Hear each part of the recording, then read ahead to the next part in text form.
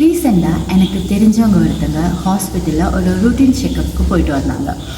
போயிட்டு வந்துட்டு அந்த ரிப்போர்ட்ஸ் எல்லாம் கிடச்சோன்னா அவங்க எனக்கு ஃபோன் பண்ணாங்க. ஃபோன் பண்ணிவிட்டு அவங்க என்கிட்ட சொன்னாங்க, டாக்டர் எனக்கு ஃபேட்டி லிவர் இருக்குதுன்னு சொல்லியிருக்காங்க, நான் என்ன பண்ணணும், இந்த ஃபேட்டி லிவர் எனக்கு எதனால் வந்துச்சு, இதுக்கு ஏதாச்சும் ட்ரீட்மெண்ட் இருக்கானெல்லாம் என்கிட்ட கேட்டாங்க. நமக்கும் ரொம்ப தெரிஞ்ச ஒரு வேர்ட் தான் இப்போது ஃபேட்டி லிவர். ரொம்ப ஃபெமிலியரான ஒரு வேர்ட். நம்மளும் கேட்டிருப்போம் எனக்கு ஃபேட்டி லிவர் இருக்குதுன்னு, நம்மக்கிட்டேயும் நிறைய பேர் சொல்லியிருப்பாங்க. ஸோ இந்த ஃபேட்டி லிவர் மெயின்லி 2 டைப்ஸ் இருக்குது. ஒன்று ஆல்கஹாலிக் ஃபேட்டி லிவரும், இன்னொன்று நான் alcoholic fatty liver. Alcoholic fatty liver எதனால் வருதுன்னு கேட்டால் அதிகமான ஆல்கஹால் இன்டேக்னால தான் அது வருது. செகண்ட் டைப் நான் ஆல்கஹாலிக் ஃபேட்டி லிவர். இது எதனால் வருதுன்னு கேட்டால் மெயின்லி டயட், நம்மளோட அன்ஹெல்தியான டயட்னால தான் நான் ஆல்கஹாலிக் ஃபேட்டி லிவர் வருது. எஸ்பெஷலி நம்மளோட டயட்டில் ஆயில் கண்டென்ட் ரொம்ப அதிகமாக இருக்குது and fat and junk foods இல்லைன்னா ஃப்ரைட் அந்த மாதிரி ஐட்டம்ஸ் ரொம்ப அதிகமாக எடுத்துக்கிறதுனால தான் இந்த நான் ஆல்கஹாலிக் ஃபேட்டி லிவர் வருது. நம்ம உடம்புல இந்த ஃபேட்டோட கண்டென்ட் ரொம்ப அதிகமாகும் போது, ஃபேட் இல்லைன்னா இதை நம்ம ட்ரைக்ளிசரைட்ஸ்னு சொல்லுவோம். இந்த ட்ரைக்ளிசரைட்ஸ் லிவரோட பேரன்கைமல் செல்ஸில் போய் டெபாசிட்டட் ஆகும். ஸோ இந்த பேரன்கைமல் செல்ஸில் டெபாசிட்டட் ஆனதுனால என்ன ஆகும்னு கேட்டால் லிவரோட ப்ராப்பரான ஃபங்க்ஷன், நார்மல் ஃபங்க்ஷன் பண்ணுறதுக்கு டிஸ்டர்பன்ஸ் ஆகும்.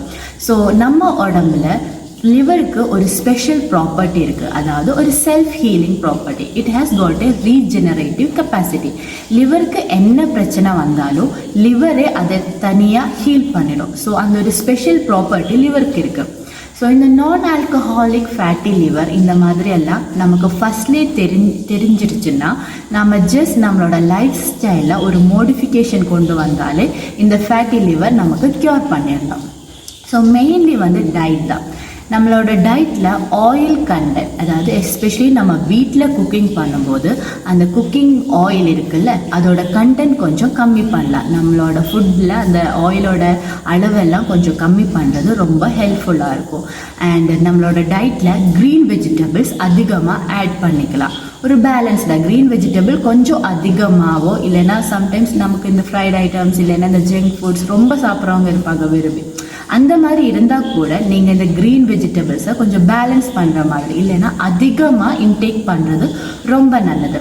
அண்ட் நிறைய வாட்டர் நிறைய குடிக்கிறது இதுக்கு ரொம்ப ஹெல்ப்ஃபுல்லாக இருக்கும். And the third thing is exercise.